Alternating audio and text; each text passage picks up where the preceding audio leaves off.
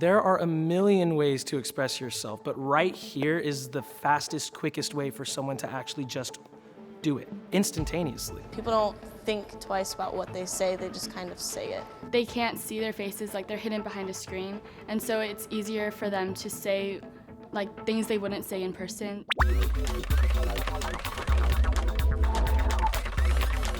Bullying.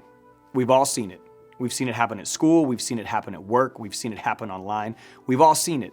But what we don't see is the psychological effect that it has on people. We don't see the loss of self-esteem. We don't hear the suicidal thoughts that bounce around inside someone's head. We don't know what it feels like to avoid coming to school or avoid going to a certain place because you don't feel safe. We don't always see what happens to the victim when they go home. I would have kids just constantly just judge me if it was about the shoes I would wear or how I would be dressed, how I would speak, and the people that I would hang out with. So did you hate going to school? I mean, it's like the worst feeling ever on getting up to go to a place for like 6-7 hours where you do not want to be there at all, and you're kind of forced to go. What did it feel like when you got home? Like you'd get bullied at school and you went home. Like walk me through the feelings you had of just like what it felt like to be bullied.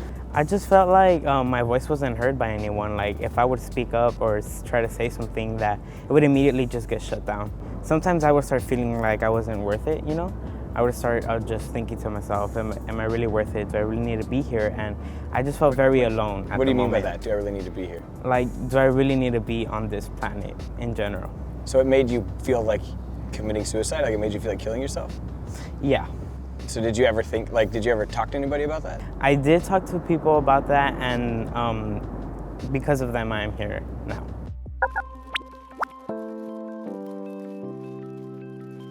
Fortunately for Axel, he had someone to talk to, and he's still here. He even went on to start an anti-bullying club at his school called Hero, helping everyone respect others. In Axel's case, he was bullied face-to-face. But most of us, the bullying that we see or we encounter, it happens online. Whether it's watching someone favorite or like a post, send a subtweet, or watching a person flat out gossip and spread rumors. And if we're not the bully and we're not the victim, it's like the rest of us, we just sit back and enjoy the show. A subtweet is just when somebody tweets something about someone but they don't use a name or an ad. Generally, I don't know who subtweets are about and I don't try to get involved with it. If it's not my business, it's not my business. And that's just, I read it, I kind of giggle and I like keep scrolling. So how many of you guys, like, just being super honest, like, you see it go down and you're just like, I'm here for the show. Like, I'm just gonna see where this goes and I'm not gonna say a word. Usually when people subtweet people, it gets pretty serious, or like you get that moment where it's like, it's about to go down. Like, Right. It's about to get a little messy, but. You ever subtweeted? I might have on accident, but like. When it's not about you, like it's not, the subtweet's not about you, you didn't send the subtweet, but like you see it and you're like, man, things are about to happen. Like, why do we just stand around and watch it? You know what I mean? Like, are we any better if are we not just the people watching the gladiators fight and kill each other and we're like, yeah, like that was tight. Like, are we any better for just standing and watching? I feel like people do see it as entertainment, and also from me coming from a small town, we don't really have much for small talk or something to talk about. So that's kind of something to talk about. Like as soon as you get to school, you're like, oh, did you see that? You have to go back to like basic human natures. Like you said, people used to watch the gladiators beat the crap out of each other just for entertainment. And if somebody sees this one tweet that's just gonna set the world off, they're gonna be like, ooh, it's human nature. We're gonna go right to this. Well, has anybody in here had a negative thing said about them anywhere on the internet? Did you forget it? No. Can you remember who said it? Yes. Can you remember what the photo was that they said it on, or where the thing happened and where you were? Like we all, like those things don't typically tend to go away, right? Have you ever had anybody say something positive about you? Do we always remember those? No. Not as much, right? It's those like, the reason that I think what happens is somebody says something negative and we assume the entire world just saw, and since nobody came to my rescue, everybody must agree with that. And like now you feel like you're on an island by yourself and you kind of want to know where your friends are. So here's an interesting thought. Like when this whole bully conversation happens, like we realize like we're probably not, like if somebody's just gonna be mean, it's really hard to change that person, right? Like they're just gonna be mean, and that's kind of part of the equation. Somebody who gets picked on, made fun of, like whatever, subtweeted about, somebody talks trash, like now they're the victim and like there's that person. But most of us spend the vast majority of our life as just the bystander, right?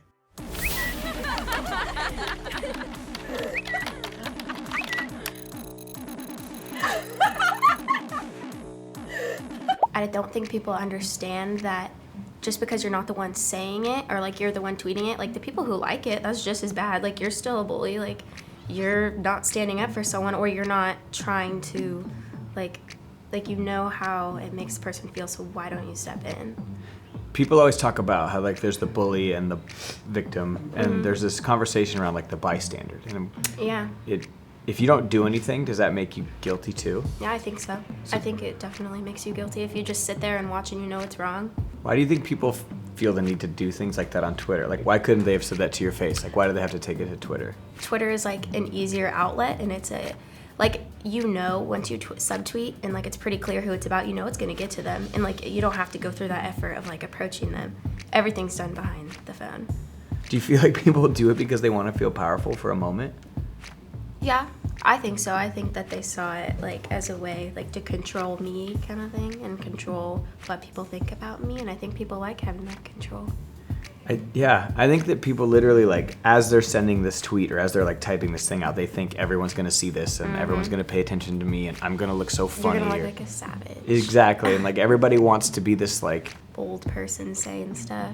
big time. So what's your opinions on like social media, Twitter, and all those things now? Like social media and stuff is good to an extent when you're using it for the right reasons, but not to like pour out your feelings. Right. If there's a girl out there that's going through what you went through and like kind of this like mean girls mentality, these girls picking on her, like what advice would you have for her? It's not in you, it's in them. It's purely them. It could be jealousy, it could be a lot of things. It could be them being angry at their lives at home, them being angry that you have more friends, and there's nothing that's wrong with you. And like, just don't give them the power to do that. Just ignore them. What you don't know about Gracie is that she lost her entire group of friends. She had to switch schools and basically start over. Because nobody stepped up to help her, it cost her an entire year of her high school experience. But sometimes, it can cost even more than that.